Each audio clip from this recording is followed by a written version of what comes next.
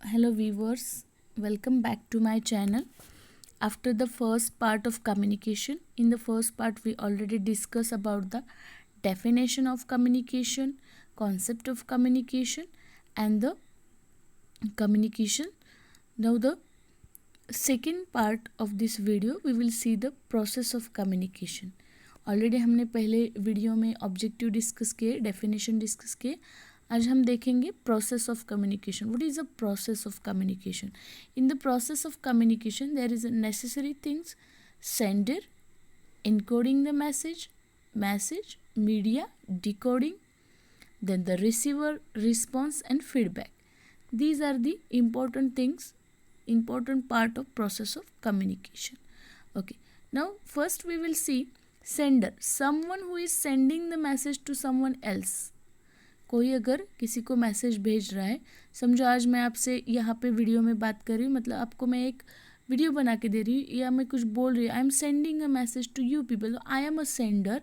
For example in the ad the brand being advertise, जैसे Pantaloons naturally the maker of the brand is that sender of the advertising message.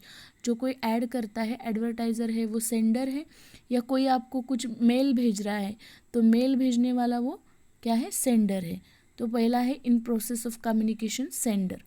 दूसरा है encoding. When address someone we use language, visual, then the body gestures, postures, etc. to communicate. All these are called symbols. The process of putting our thoughts into symbolic form is called encoding. In a following ad, you see a face full of wrinkles. Then you read the headline, which is simply say wrinkle free. The process of communication called encoding. समझो कि encoding का क्या मतलब है. When we address someone, किसी से अगर हम बात करते हैं तो हम लैंग्वेज का यूज़ करते हैं. हम किसका यूज़ करते हैं? किसी से बात करते तो हम लैंग्वेज का यूज़ करते हैं. तो लैंग्वेज का यूज़ करते हैं तो विजुअल्स है, बॉडी जेस्चर्स है, पोस्चर्स है. इसके थ्रू हम, जैसे we are not talking like a robot. कई रोबोट की तरह तो हम नहीं बोलते कि हमारे एक्सप्रेशन रहते हैं, हमारे आइज ब्लिंक करती है, वी हैव हैंड स्विंग करते हैं. तो all these are called signs and symbols. तो ये जब कोई बोलता है, so the process putting a thought into the symbolic form. हमारे जो थॉट्स है, हम जो कहना चाहते हैं उसे हम सिम्बॉलिक वे में पेश करते हैं. So it is called a encoding. जैसे कि कोई ऐड हमने देखी कि दैट एक पूरा चेहरा बताया गया है जिसपे पूरे रिंकल्स आए गए हैं ना, झुर्रियाँ आई है. देन आप नीचे हेडलाइन देखते हैं कि विच इज़ अ सिंपल से, वहाँ कहा लिखा गया है कि रिंकल फ्री. अगर आप रिंकल फ्री फेस पाना चाहते हैं तो आप एक क्रीम अप्लाई करें, ये क्रीम बहुत बेटर है. तो आप क्या करना शुरू करते हैं? This process is communication is called encoding. तो आप उस मैसेज को एनकोड करते. सपोज दैट आपके फ्रेंड ने आपको व्हाट्सएप पे मैसेज भेज दिया. वो मैसेज एक इंग्लिश में लिखा है दैट कैच यू लेटर, क्या मैं आपको बाद में मिलूँगी. तो इस मैसेज को आप पढ़ेंगे तो उसे आप क्या करेंगे? एनकोड करना कहेंगे. The process of communication is called encoding. किसी को मैसेज आप पर्पसफुली बनाते हैं और भेजते हैं, आप कुछ कहना चाहते हैं इन अ सिम्बॉलिक फॉर्म. और जब आप मैसेज टाइप करते हैं तो आप लैंग्वेज का, वर्ड्स का, सेंटेंसेस का यूज़ करते हैं. तो वो क्या है? एक काइंड ऑफ ए वे है, एक सिम्बॉलिक फॉर्म है जिसे आप क्या कहेंगे? जब मैसेज कोई बनाता है तो उसे एनकोडिंग कहेंगे. Okay, so the symbols. Then next है message. The symbol themselves consist the message. Hence, the visual headline, body copy, tagline, brand name, logo are part of the message. Suppose that you are newly join a laptop company. आप XYZ का laptop के company में काम करते हैं. तो आपने क्या कर दिया? आपके पास टी शर्ट है उसी कंपनी का, आपको पहनना पड़ता है, आप पहनते हैं. मतलब एक वे से क्या करते हैं? उनका एडवर्टाइजमेंट करते हैं. So is all part of the message. You want to throw you message. Suppose that you are running a coaching classes. आप कोचिंग क्लासेस रन कर रहे हैं और अपने कोचिंग क्लासेस के अपने क्या पैम्पलेट बना दिए या चिपका दे, कहीं गली में चिपका दे, कॉलोनी में कहीं वॉल पे चिपका दे. That if you already heard the name of the that pantaloon, then the message bring given to you is that you are dealing with the known company. तो किसी लोगो को, किसी ब्रांड नेम को, किसी टैग को आप देखते हैं या किसी हेडलाइन को देखते हैं, ये सिम्बॉल्स में बनाया गया मैसेज होता है ना. तो पहला है सेंडर, दूसरा है एनकोडर, तीसरा है मैसेज. सेंडर मतलब मैसेज बनाने वाला, एनकोडर मतलब उसे मैसेज को एनकोड करना, किसी लैंग्वेज में, किसी फॉर्म में, उसे स्ट्रक्चर में लगाना. समझो आप किसी वीडियो कॉल के द्वारा अगर आप कोई वीडियो बना के भेज रहे हैं तो आपका वो क्या है, encoding of way of message है। देन एक्चुअल में आप मैसेज जो क्या कहना चाहते हैं आप, okay. Then the media, the channel, कौन सा मीडियम आप चूज करते हैं, what is the channel you choose, the channel use for the sending the message across to the receiver is called a medium or a media. Not that media is also singular. The ad has appeared into the print media, on the TV show, or as like an advertise. You will learn from the media. So here the vehicle is to carrier of the message. आपका जो message है वो किस form में आप बना रहे हैं उसे मीडियम कहा जाएंगे.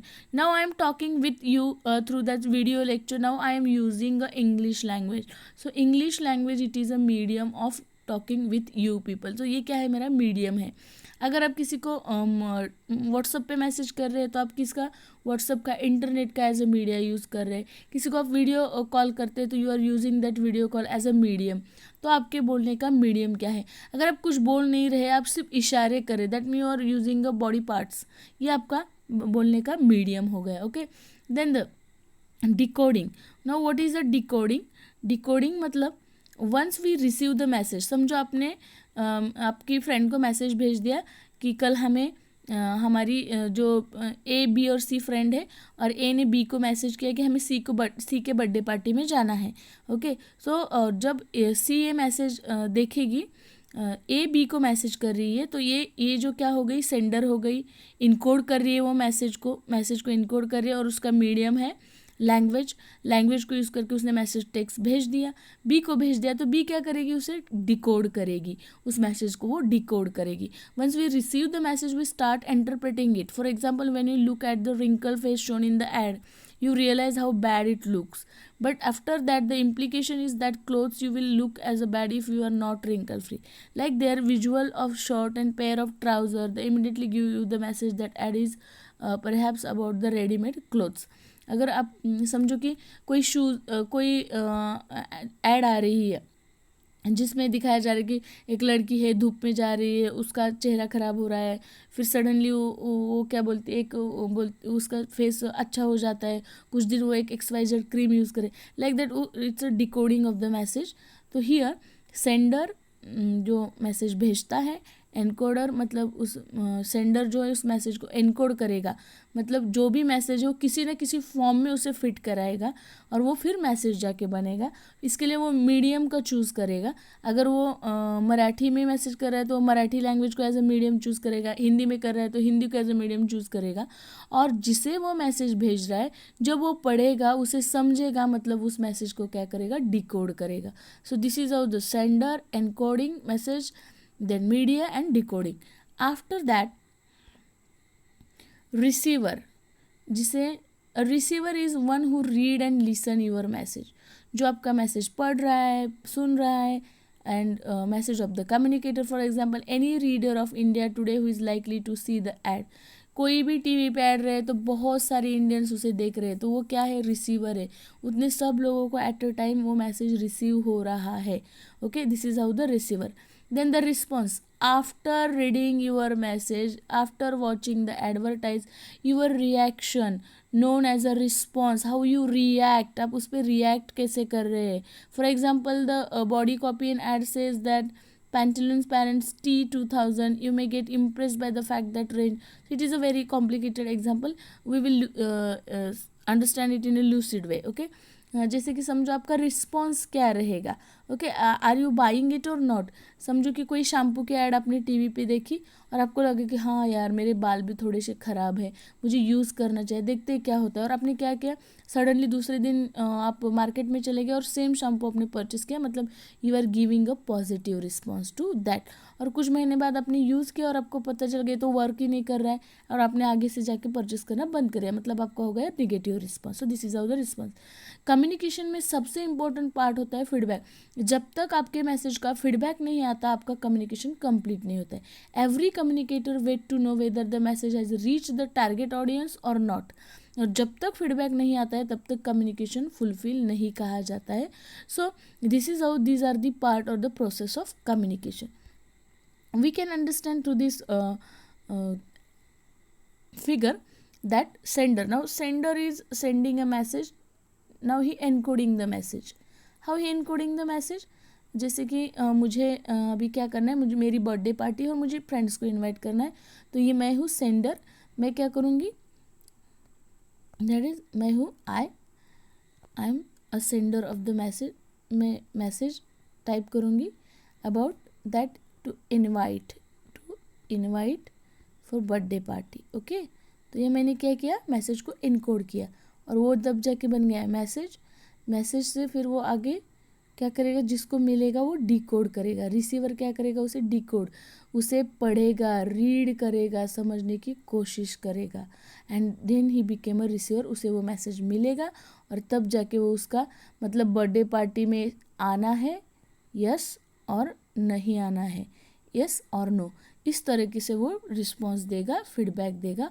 और जब तक वो फीडबैक नहीं देता है तब तक हमारा कम्युनिकेशन फुलफिल नहीं होता है। Okay, so this is how the process of communication. I hope you understand that. Now in a next video we will see the types of communication. Keep watching. If you really like my videos, then please like and subscribe my channel. Thank you.